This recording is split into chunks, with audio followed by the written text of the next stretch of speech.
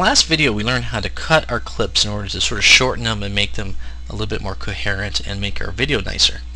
However, cutting clips is a little barbaric and is a little time consuming because you could be going through here and you're going to be finding we already have about 30 clips on this timeline. If we start cutting them in half, we're going to get like 60 clips, and it's going to be hard to sort of work our way through and find the good stuff and find the bad stuff and delete the bad stuff. But there's an easier way, and it's called trimming. And what we can do is we can trim our clips and basically sort of shorten the beginning and shorten the end of the clips so that we actually only show the part that we actually like. I'll show you what I'm talking about because that wasn't a very good explanation. Let's go down here to Show Timeline, and we're going to click it.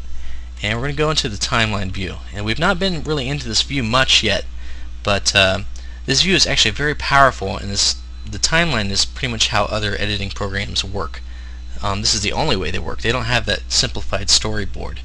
Now other editing programs, the timeline can be very confusing, but I think Windows Movie Maker 2 does a very good job of making it simple and easy to use. Now what we have here is each of our clips that we laid out in our storyboard are now in our timeline, and we can see a little picture of each of these clips, except now we actually have sort of a sense of how long these clips run, because we have on our timeline basically the number of seconds that's run. So if we look here, we can see that we have about a minute worth of video on our timeline so far, and we can see some of these videos are pretty long and some are rather short. Now we can trim these clips and get rid of the parts that we don't want, because a lot of this stuff, like this polar bear laying here, he's not doing much. He just lays there for like a minute, and for some reason I filmed this guy for like 30 seconds, and I could probably make do with a 4-second clip. So we can trim that a lot. So let's do that. If we highlight this, we can preview it just like we could before. We can hit play and we can see what part we want. This noble and mighty creature is now you can hear me talking in the background. I was just waxing on kind of sillily. I really don't want that in my final video. I just want about 3 or 4 seconds of this polar bear. So and maybe a second here of him doing this. So why don't we just trim all this stuff off? And what we can do is we can trim by doing this. We can either grab this handle here and drag it to the left, and what it'll do is it's actually going to shorten our clip. Watch this. Look at this. And so now it's very short, and if we hit play right at the beginning and preview this, we're going to just see about 1, 2, 3, 4 seconds of that, and it's stopped. So that's how we can trim it. So we can expand that back out. Maybe we didn't trim it quite how we liked. We can also trim the beginning. Let's say we wanted to start at a certain point.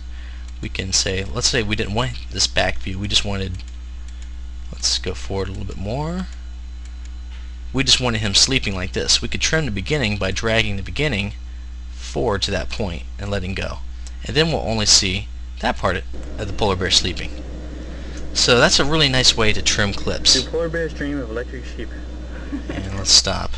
And there's one final way we can trim. Let's go back to this beginning and hit play, because I want to trim a little bit off the beginning of this because I also messed up.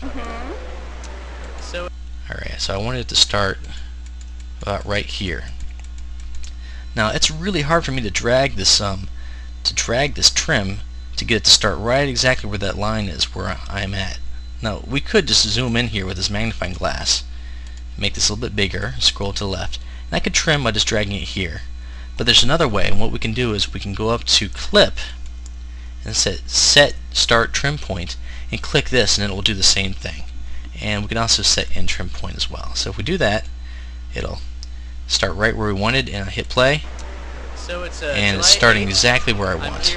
So that's how you trim clips, and a little bit about how to use the storyboard.